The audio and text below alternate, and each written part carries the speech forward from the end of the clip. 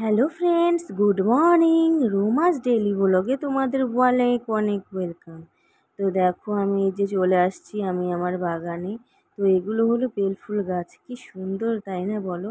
এই বেলফুল গাছ আমি তো এখানে 200 পিস চারা নিয়ে আসছি, কারণ এই বেলফুল গাছ আমাদের দরকার হয়।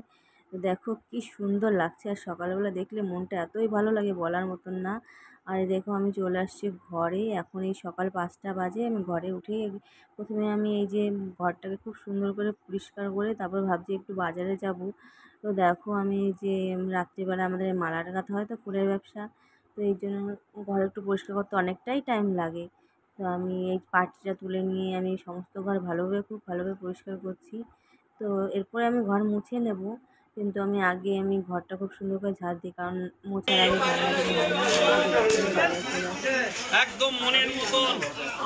বাজারটা দেখতেই পাচ্ছ কতটাই বড়, আর কত রকমেরই মাছ আছে। তো আমি এখান থেকে শুধু ইলিশ মাছটাই নিয়েছিলাম, আর এই দোকানে কাতলা মাছও ছিল, তো আসেন কাতলা মাছ আসেন। নিইনি। তো আমি ইলিশ মাছ নিয়ে সোজা চলে আসছি বাজারে। এদিকে দেখো বৌদি বেগুন ভাজা করে নিয়েছে, আর তোমার ইলিশ মাছটাও ভাজবে বলে তরকারি সবই হয়ে গেছে, ইলিশ মাছটা ভাজা হয়নি।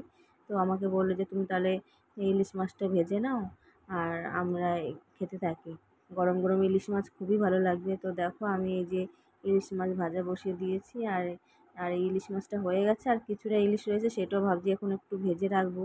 আর দাদার খুবই খিদে পেয়েছে বলে দাদা খেতে বসে গেছে, আর আমাকে বলছে বাকি ইলিশটা ভেজে ভালো। তো আমি এই বাকি ইলিশটাই আমি এই যে ভাজছি। তো ইলিশ মাছ যে খেতে কি ভালোই না লাগে, আর ইলিশটা না খুবই টেস্টি ছিল।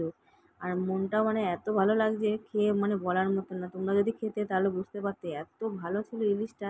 ইলিশটার সাইজটা ছোট ছিল, কিন্তু ইলিশটা খেতে খুবই সুন্দর ছিল। আর এই বর্ষাকালে ইলিশ মানে বলার মতন নেই।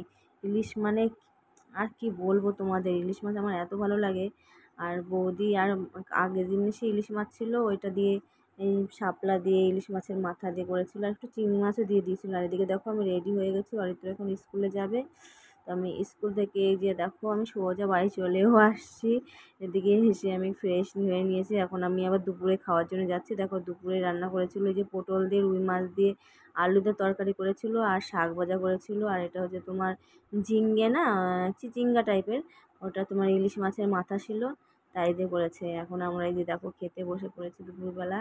তা তোমাদেরও কার কার খিদে পাচ্ছে চলে আসো। দেখো যে বৌদি ভাত বাড়ছে, আর এই যে আমরা খেতে বসে গেছি। দেখো তরকারির কালারটা কি দারুণই না আসছে। আর মানে ব্লগটা খুবই ছোট করেছি, কারণ সবাই অত বড় ভ্লগ পছন্দ করে না। তো আমি শর্ট টাইমের মধ্যে একটু ছোট ভ্লগই করলাম।